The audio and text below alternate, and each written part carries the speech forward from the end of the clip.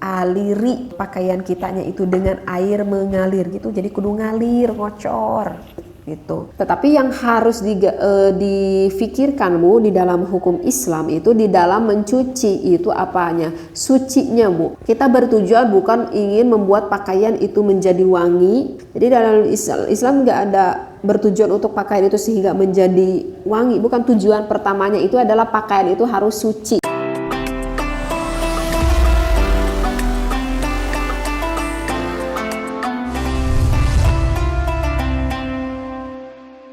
Assalamualaikum warahmatullahi wabarakatuh. Teh mau bertanya, jika kita mencuci baju, sabunnya masih tercium bau sabunnya, apakah itu udah dikatakan suci? Assalamualaikum warahmatullahi wabarakatuh. Wassalamualaikum warahmatullahi wabarakatuh. Bismillah, alhamdulillah, wassalatu wassalamu ala rasulillah. Di dalam mencuci ya Bu ya, apakah di dalam mencuci itu kita diwajibkan harus menggunakan sabun? Itu tergantung ya Bu ya, tergantung dari sebetulnya sih apa sih tujuan kita untuk mencuci ya. Kalau kebanyakan kan kita bertujuan untuk mencuci itu karena kotor ya kita cuci gitu ya, karena bau ya kita cuci. Tapi sebetulnya sih kalau di dalam hukum Islam kegunaan untuk mencuci itu adalah selain dari untuk membersihkan pakaian, itu adalah fungsinya untuk menghilangkan najis yang ada di pakaian kita. Jika di pakaian kitanya itu ada najis ataupun apa itulah kita mencuci, misalkan mencuci spray gitu ya, atau mencuci apapun yang ingin kita sucikan. Jadi artinya adalah karena kan ini berhubungan dengan sholat. Karena di dalam syarat sholat itu disyaratkan ketika kita hendak sholat harus menggunakan pakaian ataupun misalkan mukenanya lah, sejadahnya lah gitu ya, yang dipakai untuk sholatnya itu disyaratkan harus suci. Suci dari apa? Ya terus disyaratkan suci dari najis. Sehingga kalau kita misalkan sholat menggunakan pakaian yang najis, maka itu sholatnya tidak sah. Nah, karena itulah di dalam Islam itu diatur di dalam tata cara mencucinya pula. Kemudian di dalam menghilangkan najis, misalkan di mukena kita ataupun di pakaian kita ada najis. Apakah untuk menghilangkan najisnya itu harus menggunakan sabun? Itu tergantung dari najisnya. Misalkan saya itu sedang haid gitu.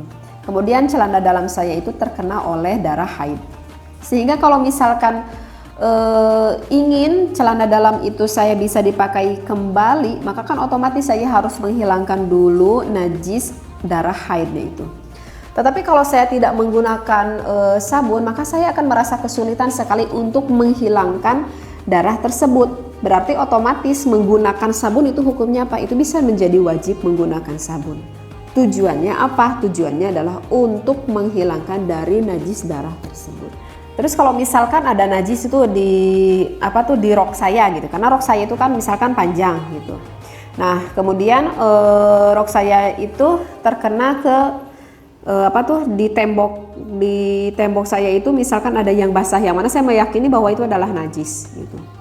Saya meyakini bahwa tembok saya itu najis, kemudian ada basah, kemudian ada sedikit terkena ke di ujung rok saya gitu. Maka itu sebetulnya kalau untuk menghilangkan najis itu sebetulnya gak perlu menggunakan sabun misalkan, karena gak susah juga. Kita dikocorkan, dikucai gitu nyambungnya, kita mengaliri air, ya udah hilang najisnya, baik rasanya, rupanya ataupun baunya. Jadi kalau di dalam penggunaan sabun itu sebetulnya tergantung najisnya itu tersendiri gitu. Apakah perlu menggunakan sabun ataupun tidak. Tetapi kan kalau dari kita keseharian mencuci pakaian gitu ya Bu ya, di dalam mencuci pakaian baik itu ada yang najis, enggak ada yang najis gitu ya. Baik yang najisnya berat, yang enggak najisnya berat, kan kita kalau mencuci selalu menggunakan sabun kan ya Bu ya gitu. Karena kan biar wangi juga gitu kan, selain dari menghilangkan najis kan kita maksudnya seperti itu. Ya, jadi kalau untuk kita kayaknya memakai sabun kayaknya udah wajib deh kayaknya. Kalau nggak pakai sabun kayaknya namanya bukan mencuci kalau menurut ibu-ibu kayaknya seperti itu. Nah kemudian setelah kita mencuci masih ada sisa-sisa aroma bau dari sabun tersebut. Bagaimana itu hukumnya kata ibu teh? Suci henteu misalkan si angkuhan abdi tidak najis sebelumnya, tetapi masih ada aroma dari sabun. Tapi kalau aroma dari najisnya itu udah hilang nggak Bu? Nah itu yang saya tanyakan. Nah dari aroma sabun tersebut, jika masih terciumnya masih masih menusuk banget gitu ya si aroma sabunnya. Tapi kalau hanya aroma sabunnya sedikit sih itu nggak apa-apa Bu, yang masih ada tercium aroma bau dari sabun tersebut gitu. Karena kan ya otomatis pasti bakal ada perbedaan ketika ini si pakaiannya tadinya bau asem gitu ya. Kemudian karena memakai sabun ya pasti aromanya juga akan berbeda kan Bu. Jadi aromanya juga akan ada sedikit wangi dari sabun tersebut gitu. Tetapi kalau hanya sedikit dari aroma tersebut sih itu nggak perlu dipermasalahkan ya Bu. Tetapi kalau ini mah gimana, ini aroma nanti tercium menusuk gitu banget gitu ya dari aroma sabun tersebut. Maka kalau pertanyaannya dari itu, ini sebetulnya ada sih keterangannya juga Bu di dalam kitabnya juga. Jadi di sini juga ada masalah tuh, ada masalah. Lau zalatin najasatu bil isti'anah, apabila ada ada najis gitu ya, bisa hilang dengan bantuan sabun. Jadi ada najis yang mana bisa hilang dengan bantuan sabun. Wa baqiya rihu sabun, dan bau sabunnya itu masih tersisa. Kemudian tahura qalahu Tobalawi. Nah, ini sebetulnya ada perbedaan pendapat ulama sih. Kalau menurut Imam Tobalawi di sini dikatakan udah suci aja, walaupun masih ada aroma dari sabun tersebut, walaupun aroma sabunnya itu menusuk. Tetapi kalau menurut Imam Romli, waqala la tathuru hatta tasfu wal ghusalah. Tetapi kalau menurut Imam Romli itu enggak suci hingga air busanya itu menjadi jernih. Jadi itu ada dua pendapat. Kalau menurut Imam Tobalawi, walaupun masih ada aroma sabunnya itu nggak apa-apa ya, yang penting udah hilang dari aroma najis itu tersebut. Tetapi kalau menurut Imam Romli mah bagusnya mah jangan sampai ada masih tercium dari aroma tersebut. Karena mengapa Imam Romli mengatakan kalau masih ada aroma sabun tersebut berarti nyucinya nggak bersih. Menurut pemikiran Imam Romli mungkin seperti itu. Karena di sini dikatakan sehingga air busanya itu menjadi jernih. Jadi kalau di pakaian masih ada aroma sabun, pemikiran menurut Imam Romli mungkin berarti kalau masih ada aroma sabun ya berarti masih ada tersisa dari budah-budah sabun-sabun tersebut, busa-busa tersebut yang masih menempel di pakaian kita. Sehingga menurut Imam Romli coba dibersihkan lagi sampai jernih lah airnya, sampai busanya hilang, maka aromanya pun nanti akan hilang. Menurut pendapat Imam Romli sih seperti itu. Jadi kalau menurut saya jangan terlalu dipermasalahkan juga ya, karena kan kalau kita kan dalam mencuci ibu-ibu udah keseharian ya punya, artinya ibu tuh udah punya feeling gitu bahwa ini pakaian yang benar-benar bersih dan ini masih leur nih, misalkan asal leur keneh gitu, berarti kan ini masih ada busa-busa dari sabun tersebut. Oh berarti ini belum benar-benar bersih, maka kan kita dengan feeling hati kita kan kita akan membersihnya kembali kan ya Bu ya, kan seperti itu. Jadi jangan terlalu merepotkan lah istilahnya untuk kita. Tetapi yang harus difikirkan Bu di dalam hukum Islam itu di dalam mencuci itu apanya? Sucinya Bu. Kita bertujuan bukan ingin membuat pakaian itu menjadi wangi gitu ya. Jadi dalam Islam nggak ada bertujuan untuk pakaian itu sehingga menjadi wangi. Bukan, tujuan pertamanya itu adalah pakaian itu harus suci. Itu loh Bu.